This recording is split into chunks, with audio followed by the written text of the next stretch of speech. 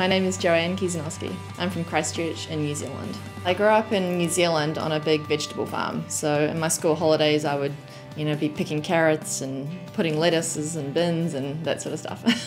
Lucerne, Switzerland. I got to live there for a couple of seasons racing and just absolutely loved it. Seattle, Washington, where I live now. It's just amazing training there as well, around the lakes and rivers and things like that. And then of course in Christchurch, New Zealand, where I grew up, and those are the roads that I grew up training on. I just love it there. The songs that pump me up are definitely like dance type songs. So I have DJ Tiesto podcasts, and yeah, that definitely pumps me up if I'm getting ready for a race or ready for some hard training. The achievement I'm most proud of would have to be going to the Olympics for New Zealand 3 times, and the last Olympics I got to race on the track, doing the velodrome events, and that was always my dream, to be able to race on the track in the Olympics, so I was pretty happy with my result there. What I miss the most when I'm on the road is my family in New Zealand. All of my family lives there, and then my husband, of course.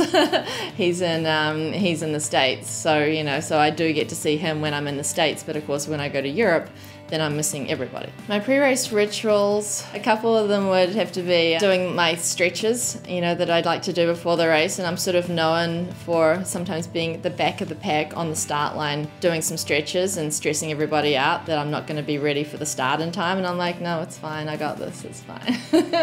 And then another one would be wearing this. This is my Jade necklace from New Zealand, and yeah, I have to make sure I'm always wearing this when I race, so that goes in there, and there's different meanings for different shapes of the Pounamu, and so this one is strength and power and well-being, so I just, yeah, it's nice that it's close to my heart right there. I'm gonna have a lot of post-race treats, but I do crave a lot of salty snacks, when you've been sweating so much and it's a hard, hot race. So yeah, definitely things like plantain chips or potato chips, things like that. We're sponsored by InfoCrank, so that records all of our power data, and it's in the cranks, and so when we're pedaling, it's just recording data, every second, every millisecond, it's recording all these data points. So I can download that into some programs when I get home from a training ride or when I get home from the race,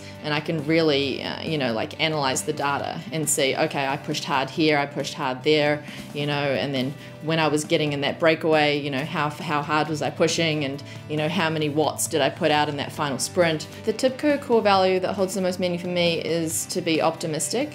And yeah, I think it's really important, especially in a race situation, to be optimistic, because you might have a really hard first half of the race and not be feeling well, but or not be feeling good, or that the race hasn't gone the way that you thought it was going to go.